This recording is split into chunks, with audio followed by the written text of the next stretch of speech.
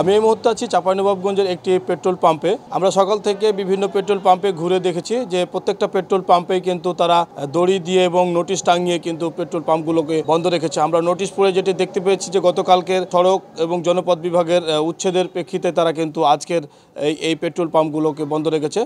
চাঁপাইনবাবগঞ্জ সহ যে রাজশাহী এবং রংপুর বিভাগের যতগুলো পেট্রোল পাম্প আছে সবগুলো কিন্তু তারা বন্ধ রেখেছে বলে আমাদেরকে এখানকার যারা পেট্রোল পাম্প মালিক এবং ম্যানেজার আছে তারা কিন্তু আমাদেরকে নিশ্চিত করেছেন। আমরা তাদের সাথে কথা বলে জানতে পেরেছি যে গতকালকের যে ঘটনায় অযৌক্তিক এক ঘটনার প্রেক্ষিতে কিন্তু তারা এই পেট্রোল পাম্পকে বন্ধ রেখেছে এবং তাদের দাবি যে ঘোষণা ছাড়াই যে সড়ক ও জনপথ বিভাগ যে তাদের উচ্ছেদ করছিলেন এরই প্রেক্ষিতেই কিন্তু তারা এই পেট্রোল পাম্পকে বন্ধ রেখেছেন এবং সে সাথে তারা তেল বিপণন এবং হচ্ছে যে তেল দেওয়া এবং নেওয়া থেকে তারা বিরত রেখেছেন এবং সবগুলো পেট্রোল পাম্প কিন্তু তারা বন্ধ রেখেছেন। তাদের দাবি যে এই সুষ্ঠু সমাধানের প্রেক্ষিতেই তারা কিন্তু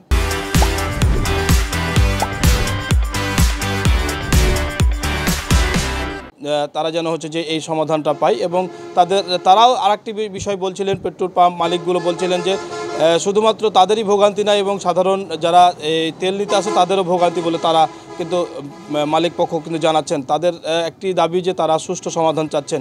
আর আমরা সাধারণ যারা যাত্রী বা সাধারণ যারা হচ্ছে যে তেল নিতে আসছে বা যারা হচ্ছে যে মোটরসাইকেল সহ অন্যান্য যানবাহন চালান তারা যারা তেল নিতে আসছে তারা কিন্তু বলছেন যে এই যে হুটহাট করে একটা ডিসিশন নিয়ে নিচ্ছেন পেট্রোল পাম্পগুলো, সে থেকে তাদের কিন্তু ভোগান্তি হচ্ছে।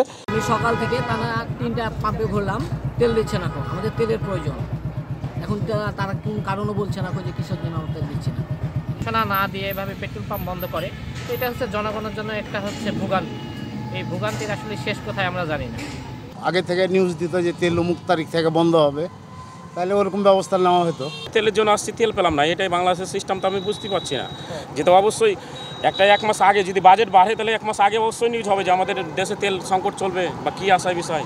এটা নিউজে তো হয়নি, কই আমি রাতেরও তো নিউজ দেখলাম, কোনো তো নিউজে তো নাই যে আমাদের চাপাইতে তেল বন্ধ থাকবে, অমুক জায়গায় তেল বন্ধ থাকবে। পাম্পগুলো কিসের জন্য বন্ধ আছে? আমাদের এই আজকের যে আমরা ধর্মঘট ডেকেছি নওগাঁ এবং বগুড়ার পেট্রোল পাম্প উচ্ছেদ প্রসঙ্গে সড়ক ও জনপথের একটা আদেশক্রমে ছিল যে আমাদের জায়গা ওদের সড়ক ও জনপথের যে জায়গা আমরা ব্যবহার করি কিংবা তার করতে পরিপ্রেক্ষিতে আমাদেরকে বিনা নোটিশে বিনা এতে ওই 2টা পাম্পের যে হয়েছে উচ্ছেদ হয়েছে তার পরিপ্রেক্ষিতে আমাদের সমিতির পক্ষ থেকে আজকে সকাল 8টা থেকে অনির্দিষ্টকালের জন্য ধর্মঘটের আমরা পালন করছি এবং ওটা জানিয়েছে।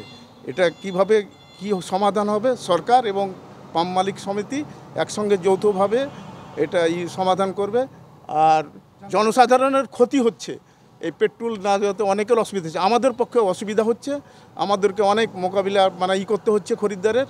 সে আমরা চাইছি এটার একটা সুষ্ঠু সমাধান যেন সরকার এবং পাম্প মালিক সমিতি একসঙ্গে বসে যৌথভাবে একটা সমাধান সৃষ্টি করে। পাম্প বন্ধ রয়েছে এই কারণে আমাদের সমিতির সিদ্ধান্ত, ওনারা বলেছে কি আমাদের ব্যবসা বাণিজ্য এই করার জন্য পাম্প বন্ধ আছে। আমরা সমিতির নির্দেশে বন্ধ করেছি, আবার যখন সমিতির নির্দেশ দেবে তখন আমরা খুলব।